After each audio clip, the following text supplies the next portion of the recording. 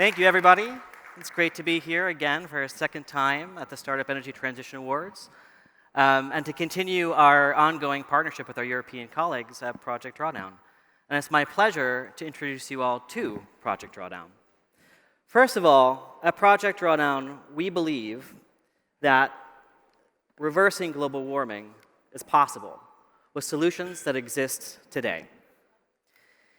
In order to do this, we must achieve drawdown, that point in time when atmospheric concentrations of greenhouse gases begin to decline on a year-to-year basis. That point when we take out more greenhouse gases than we're putting into Earth's atmosphere. Now, I lead a team of researchers from around the world. And together, we have mapped, modeled, and described over 100 solutions to reversing global warming. 80 of these technologies and practices exist today. And when taken together, these 80 can achieve drawdown, that point when we start to reduce atmospheric concentrations. 20 are coming attractions, innovations on the pipeline, and when they come online, will accelerate our progress farther and faster. Some of these solutions were expected. Rooftop solar, for example. But we have to remember that rooftop solar is not just applicable for high-income urban environments. It's also applicable for rural and low-income countries. Wind turbines, both onshore and their offshore components, are already part of a renewable energy system that's coming to quickly dominate global electricity production. Over a third of electricity production today results from wind, solar, geothermal, biomass, and large-scale hydro. And 2/3 of new generation is coming from renewable energy systems. Other solutions are less well known. Protecting our forests and ecosystems safeguards, expands, and creates new carbon sinks that directly draw down carbon through a process we all learned in grade school, the magic of photosynthesis. And reducing our meat consumption and adopting a healthy, plant-rich diet can have a tremendous impact on global warming by avoiding all of the emissions, all of the embodied energy used to produce that overconsumption. Moreover, a third of all food is not even eaten.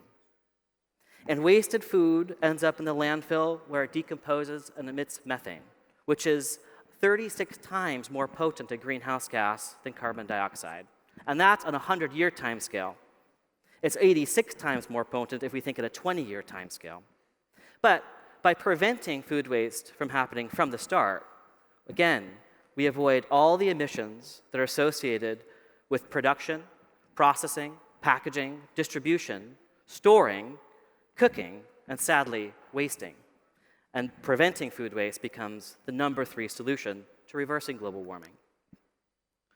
And some of the solutions were a surprise to many people, including us.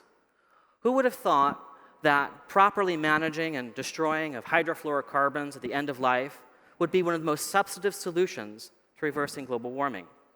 All of those hydrofluorocarbons that are used in refrigerators and air conditioners to cool the air, we can avoid up to 90 gigatons of carbon dioxide equivalent by properly managing them.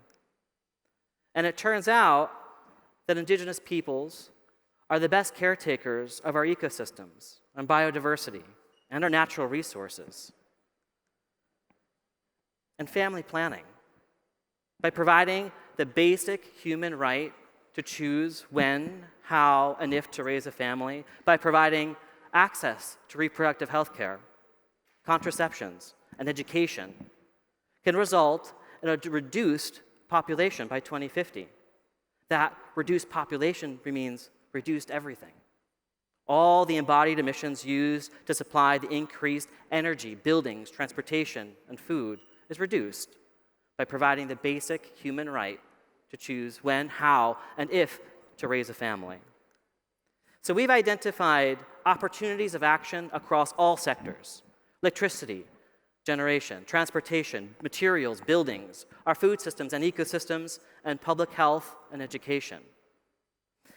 But there are no silver bullets, no subset of solutions that will get us there. We need all 80 existing technologies and practices to achieve drawdown. But here's the good news. We want these technologies and practices, these solutions, whether or not global warming was even a problem, because they all have cascading benefits to human and planetary well-being.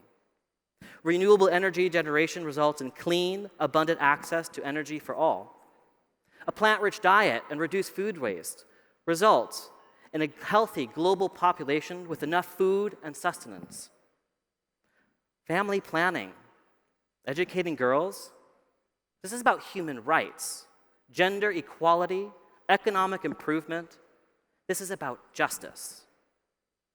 Regenerative agriculture, managed grazing, tropical tree staple crops, restores soil health and productivity, benefits farmers, and brings carbon back to the land. Protecting our ecosystems also protects biodiversity and the oxygen that we all breathe. Its tangible benefits to all species is truly incalculable.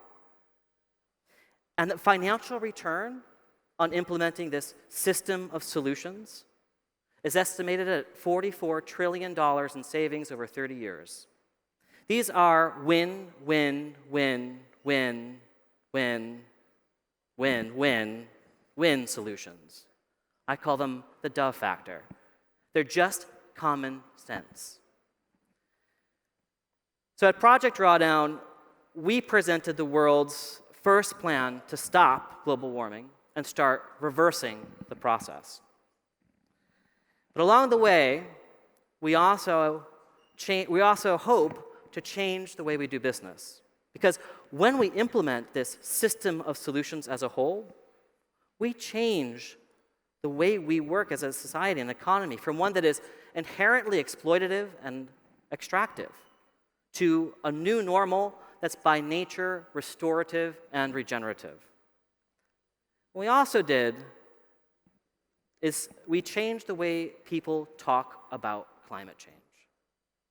It used to be problem, fear, and conflict, which only leads to apathy and an indifference to the status quo, tools used by the business as usual to oppress change. Now we're talking about solutions, opportunities, and collaboration, because it's in that space that possibility becomes reality. And so now what? We need to move beyond just describing drawdown to helping humanity achieve it. And so I challenge everyone here to start rethinking our global goals, to move beyond stabilization, beyond sustainability, towards regeneration, and along the way, we can reverse global warming. And I also invite you to join us tomorrow at the Drawdown Europe Summit, where you'll be able to learn more about how you can take part in changing the future that we want today.